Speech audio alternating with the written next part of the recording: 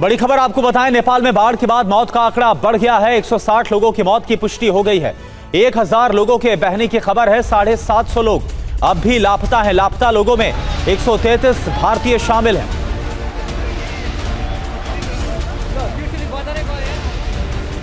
और इसी पर आपको दिखाते हैं ग्राउंड रिपोर्ट।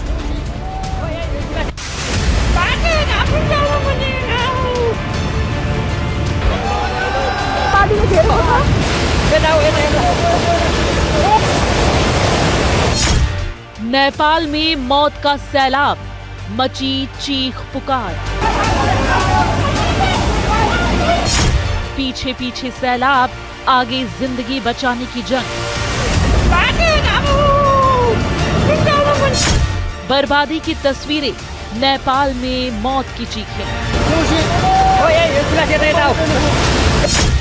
सैकड़ों की गई जान, सैलाब में बहे हजारों लोग।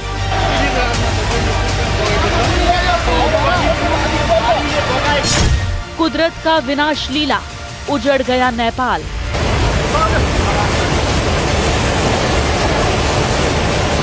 बह गई गाड़ियां, टूट गए पुल और पुलिया।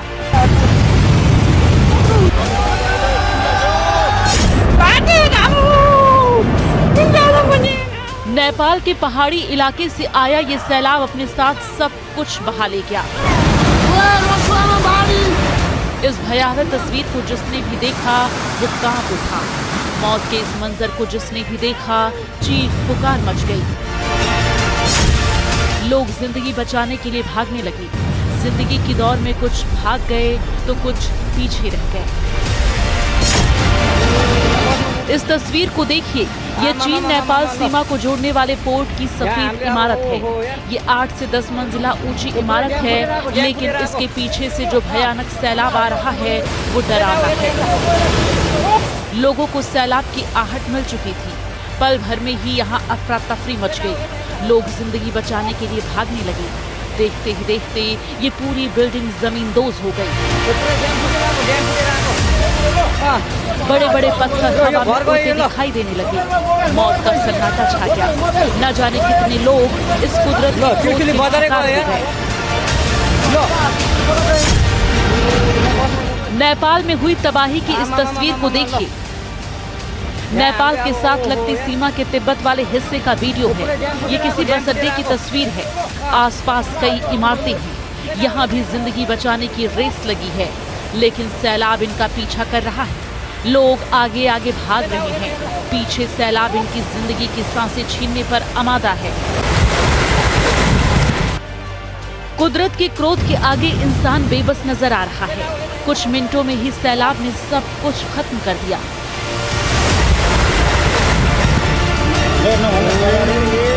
ये तस्वीर नेपाल के रसुआ जिले की है। भोटेकोशी नदी में अचानक सैलाब आया और इस गांव का इतिहास भूगोल ही बदल दिया। कुछ देर पहले जिस गांव में सब कुछ ठीक था, लेकिन विनाशकारी सैलाब ने इस गांव को अनाथ कर दिया।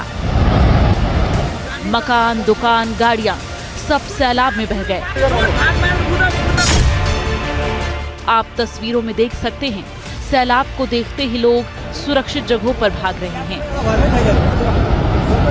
सैलाब पीछे पीछे इस गांव को अपने आगोश में समेटे जा रहा है।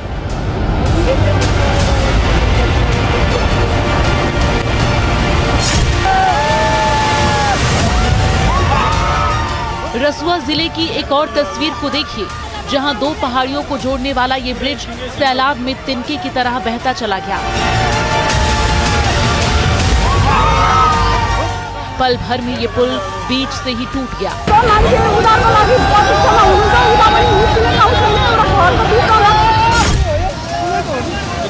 इस वीडियो को ध्यान से देखिए। सैलाब के साथ पहले से ही एक दूसरे पुल का हिस्सा बहता हुआ आया और टकराते हुए ये पुल तिनके की तरह चूर चूर हो गया।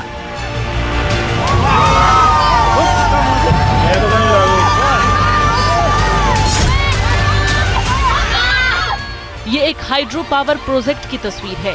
ये प्रोजेक्ट भी कुदरत के कहर का शिकार हो गया।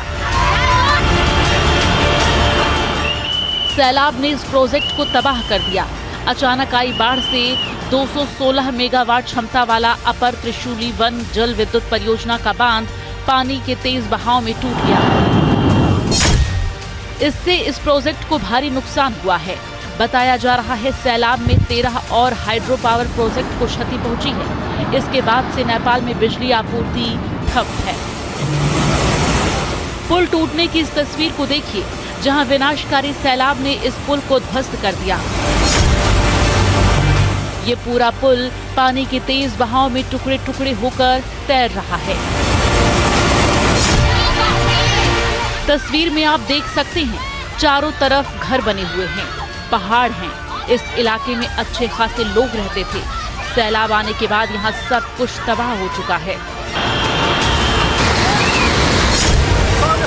ये विध्वंसकारी तस्वीर रसुआ जिले की है।